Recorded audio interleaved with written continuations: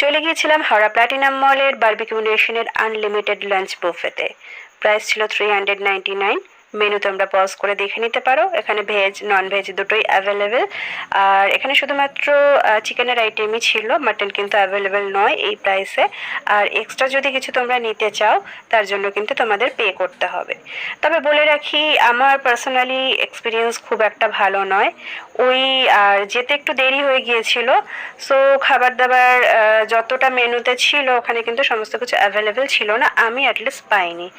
আর চিকেনের আইটেমগুলো কি বলবো, আমার কিন্তু একদমই ভালো লাগেনি খেতে, দু একটা ছাড়া। যেরকম ড্রাই চিলি চিকেন যেটা, ওটা আমার ভীষণ ভালো লেগেছে, উইংসটা ভালো লেগেছে। আর ডেজার্টগুলো ছিল অ্যামেজিং, ডেজার্ট সবকটাই ভালো ছিল, বিশেষ করে চকলেট পেস্ট্রি যেটা, ওটা তো আমার দুর্ধর্ষ লেগেছে।